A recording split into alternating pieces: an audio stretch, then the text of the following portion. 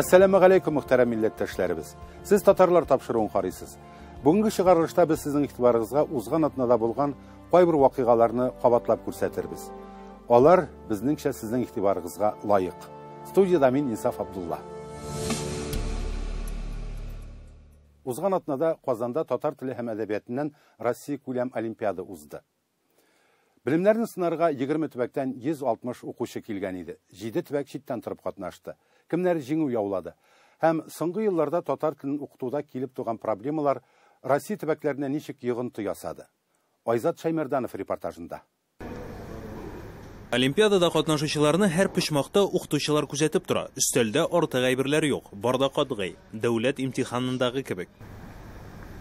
Башкортстанның Бүздәк районыннан килгән 10-нчы сыйныф укучысы Дарина Ергизова әле үзенең җиңүчеләренең берсе булачагын белмиде. Ул биремнәрне үтәгән арада безнең белән аралашырга вакыт таба. Биремнәр эшләрлек, кабатласаң, укысаң эшләп була. Минем әнием татар теле укытучысы һәм инде үземнең укытучым белән бик каты әзерләндем. 3-нче ел катнашам. Хәзер өйрәнеп беттем.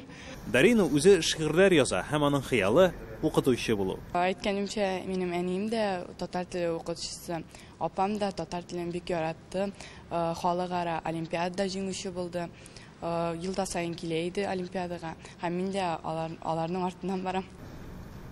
Быелгы татар теле һәм әдәбиятыннан Россия төбәгара олимпиадасында 20 төбәктән 155 укучы катнаша. Шулай ук 7 төбәк читтән торып биремнәрне үтәде. Безнең 2016 елда 17 төбәктән укучылар катнашкан булса, быел исә безнең 27 регионнан укучыларыбыз катнаша. Әлеге олимпиадага да безнең иң беренче шартта укучыларыбыз үзләренең регионнарында мәктәп этабын үтә, район этабын үтә, шуннан соң республика яисә өлкә этапларын үткәч, җиңүче һәм призлы урын алган укучыларыбыз Казанда татар теле һәм әдәбиятыннан төбәк-ара олимпиада катнаша. Башта укучылар 3 сәгать дәвамында татар теленнән биремнәрне үтәде. Бу тестлар көннең икенче яртысында әдәбиятка тотындылар. Монда инде инша язарга кирәк. Татар теле бик шәп авыр булмады. Җиңел булды. Но әдәбияты бераз авыррак. Но аннары без укысак әйбәтләп. Аны язып әйбәтләп була. Ләгып була. Международный олимпиада. Әдәбият ничек? Бераз авыррак. Нәрсәләр авыр? Фикр күп ниләрне белмәсән, поэзияләрне, әсәрләрне, син аны әйбәтләп язламыйсың да. Без апам мен Латыпа Венера Рашидовна мен хәзерләндек, дәресләрдә хәзерләндек, китаплар укыттык, правиларын укыттык, шигырьләр ятлатым. Ариатна Омск өлкәсенең данлыклы Үләнкүл авылында белем ала. Аңа мәктәптә татар телен күп укыган төбәкләрдәге балалар белән көрәшү авыррак, чөнки Үләнкүл мәктәбендә татар теле атнасына нибары бер тапкыр гына керә. Безнең 2008 елны кими башлады дәресләр. Безнең алда 2 сәгать укый идек татар телен, хәзер инде ярты сәгатькә калды ул. Яңа елга хәтле без татар телен укыйбыз. Яңа елдан соң инде татар әдәбияты укыйбыз. 17 сәгать килеп чыга атнасын елына. Ни өчен әйтәм, чөнки олимпиадага авыр мәзерләргә балаларны. Олимпиадага авыррак, чөнки әсәрләрне укып өлгермиләр. Татар әдәбиятынан да катнашырга кирәк бит монда килсәк. Балалар рус теленә күбрәк хәзерләнәләр, чөнки анда егы бирәләр алар. Омскның күршесе Төмән өлкәсендә вазгыять яхшырак. Монда татар теле һәм әдәбияты атнасына 3 көн керә. Тел гаиләдә сакланмыйча әзерләгән югала, ләкин шул яңа программалар аркасында гына уку программаларына җитешәбез дип әйтергә була. Балаларны бик нык кызыксындырып укытыр өчен иң кулайым укытучы үзе бик күп белергә тиеш. Укытучы баланы кызыксындыра алса, бала кызыгып укый, тырыша. Сездә беләме татарча балалар? Алхамдулилlah. Әлегә беләләр. Ну, беләләр дип мактанып та булмый. Менә начальник класска 1-2 киләләр. Без аптырыйбыз. Әтиәниләре акцент белән татарча сөйләшә, бала әтиәни сүзендә әйтә белми татар телендә. Бу нәрсәлектән?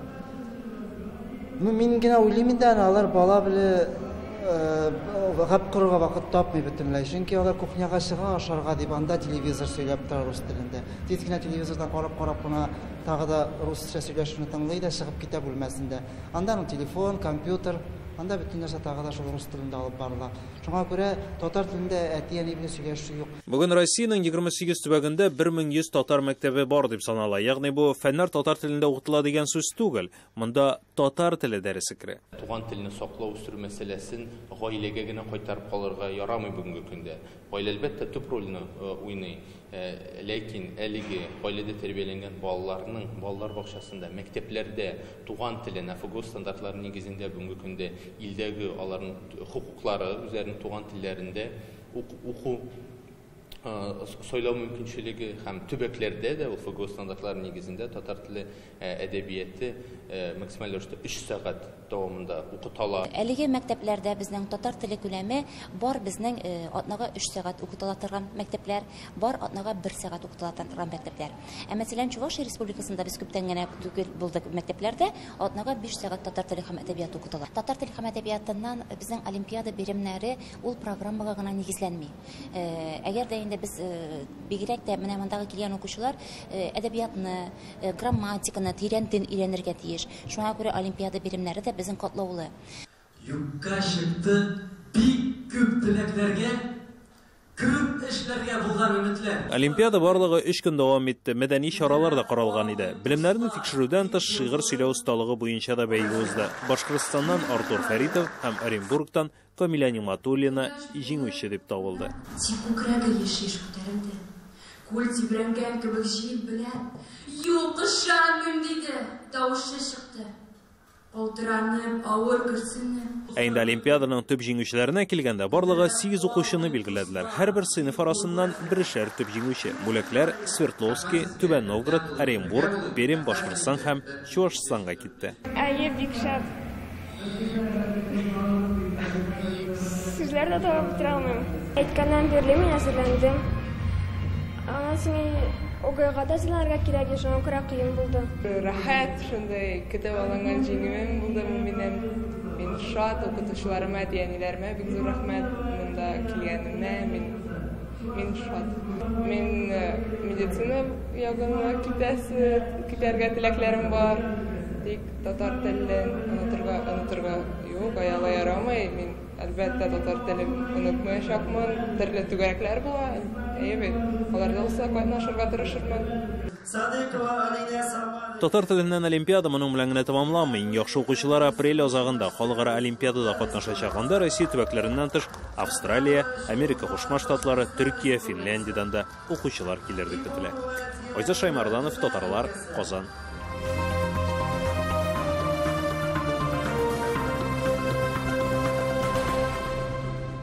Идел буе Болгар дәүләтендә ислам кабул итүгә 1100 ел тулу уңайыннан илебездә төрле чаралар уза. Шушы көннәрдә Уфаның Ихлас мәчетендә Иран кунагы Рәсүл Абдуллахи белән очрашу узды. Әл-Мустафа халыкара университеты вәкиле әлеге уку йорты белән таныштырды, дингә кагылышлы лекция укыды. Чарага килгән төрле милләт мөселманнары арасында хәбәрчебез Миләүшә Латыйпова да бар иде.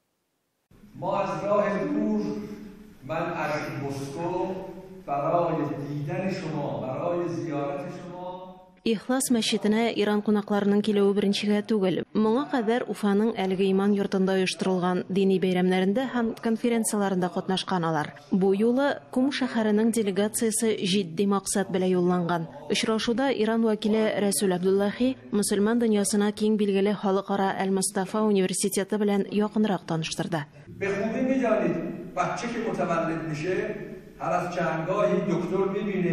Галим Рәсүл Абдуллахи университетның Хәнәфи мәзһәбе буенча белгечләр әзерләү юнәлеше, төрле телләр курслары турында мәгълүмат бирде. Шулай ук залда утыручыларга уку йортына килергә һәм уку программалары белән университетта якыннан танышырга тәкъдим итте. Безнең университетның максаты төрле илләрдәге уку үзәкләре белән яхшы мөнәсәбәт булдыру. Әл-Мустафа университетында кыска вакытлы курсларны мөселманнар гына түгел, башка дин вәкилләре дә үтә. Залда татар башкорт вәкилләреннән тыш республикада төрекмән, таҗик, Азербайҗан һәм башка диаспораларның милли үзәкләре җитәкчеләре дә бар иде. Конечно, очень созидательная, полезная речь, выступление этого доктора для нравственного духовного обогащения человека с таким направлением. И все народности, которые здесь проживают, мы живем очень дружно и, конечно, будем праздновать этот праздник.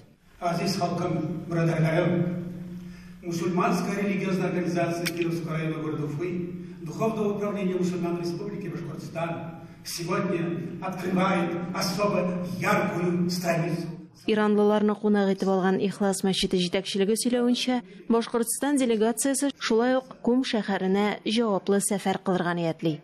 Алла насип эйләсә, бик якында Ихлас мәчетебезнең хозурыннан 15-16 кеше Иранның Кум шәһәренә Ислам университетына Аль-Мустафага гыйлем өйрәнү, тәҗрибә өйрәнү курсларына китәчәкләр.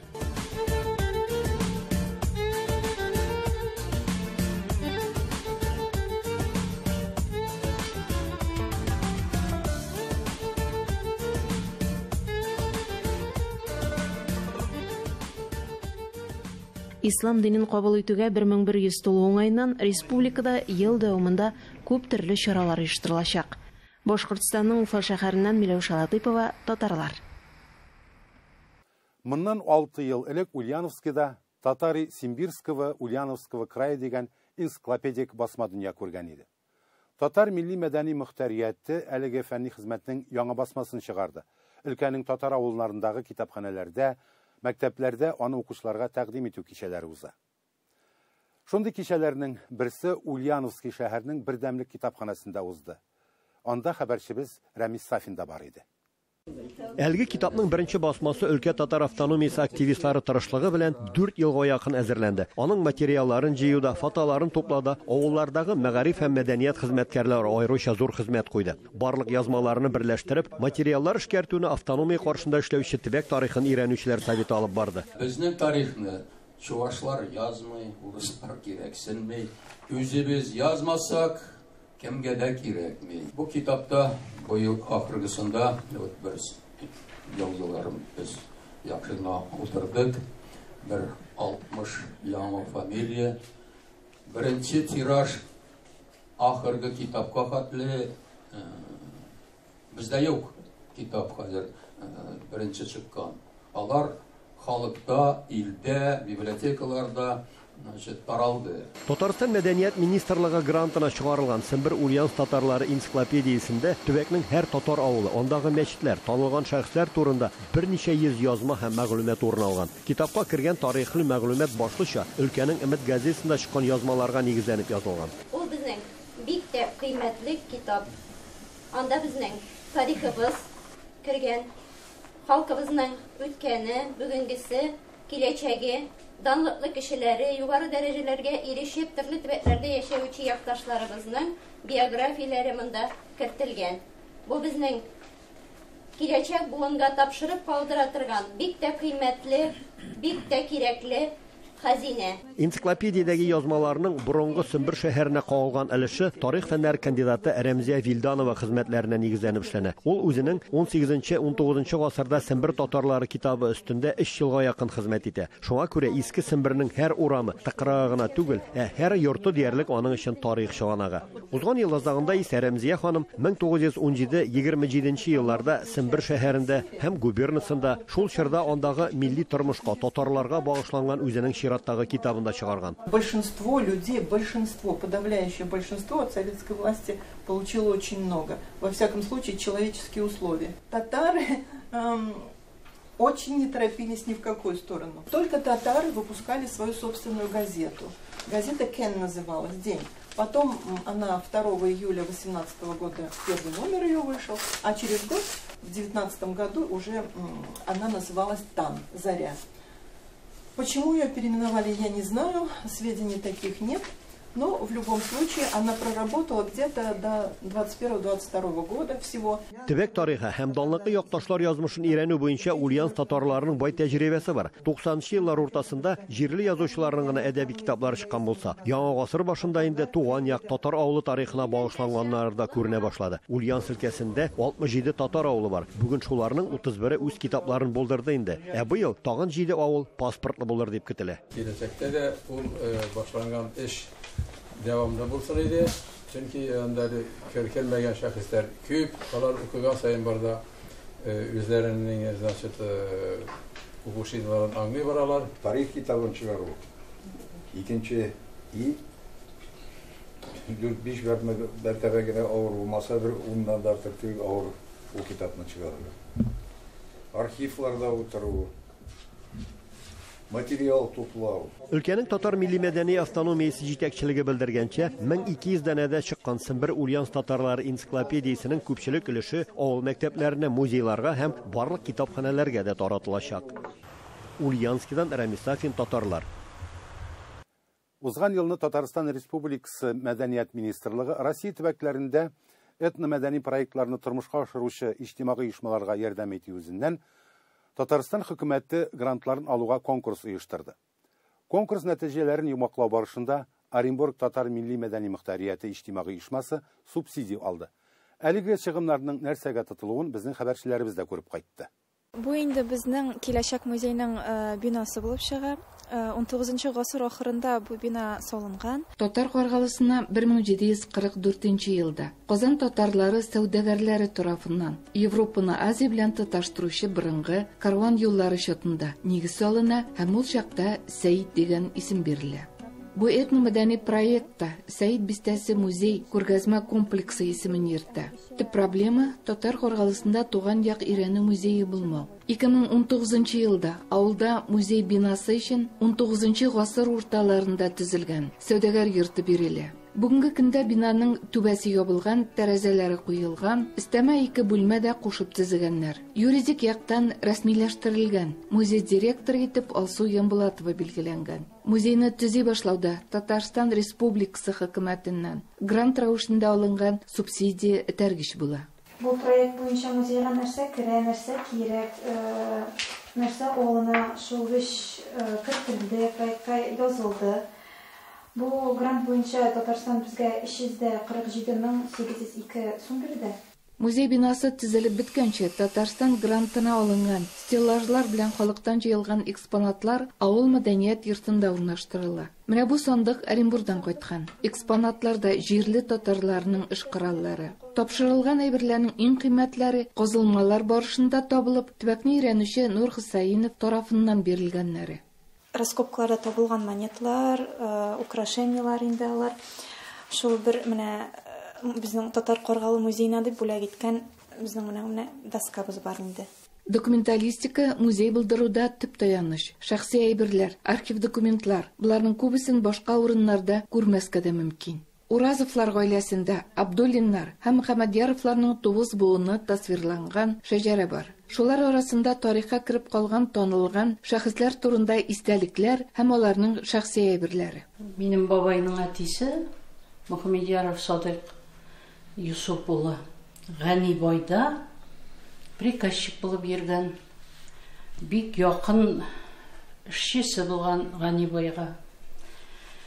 98 елны чыккан Мәдинә Рахимкулова язган Гани бай дигән китапта бабайның исеме бик күп искә алына.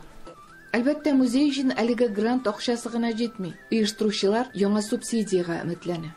Без теге елны Оренбург мәдәният министрлыгына рөхсәт сорап гариза ибәргән идек. Оренбург өлкәсе мәдәният министрлыгына бинаны капиталь ремонтлау өчен субсидия алу хокукына гариза тапшырганнар иде. Безнең гаризаны хупладылар һәм без 2023 елга әлеге субсидияны 8 миллион сум күләмендә алу өчен чиратта торабыз. Әлеге җирлектә ачык һавада урнашкан музей комплексын булдыру турында да сүз бара. Тарихи биналарның берсендә таштагы язма сакланган. Бу бина 1857 елда Абдулла Таиф тарафыннан хош кылганнан соң мәхәллә балалары өчен төзелә дип язылган. Инде 23-24 елларда ремонт башланып җибәрсә, 25 елга музей ачыла дип ышанабыз инде. Замандашларыбыз да Татар Каргалысы музеена экспонатлар җыюда катнашып, тарихта эзле була ала. Оренбург өлкәсеннән Фирүзә Абсалямова, татарлар. Зәңгәр күк астында Казанның Әмир Мәҗитов музеенда рәссам Рөстәм Хуҗинның күргәзмәсе ачылды. Натюрморт, пейзаж, тарихи картиналар, экспозицияда рәссамның 50-дән артык әсәре тәкъдим ителә. Тулырак Эльвира Хөснетдинова репортажында.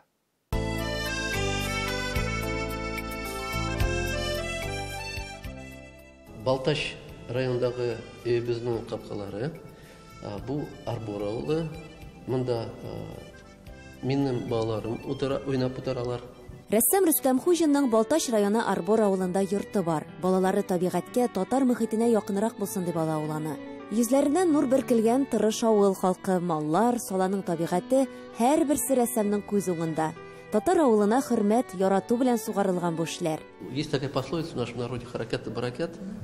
Поэтому сидеть на месте художнику, конечно, нужны впечатления, особенно как бы Всевышний в этом мире проявляется каждый миг, обновляя его. И поэтому, если ты даже, то есть каждый вечер будешь писать одни и те же закаты, все равно ты будешь неповторяем. То есть ты обречен на многообразие.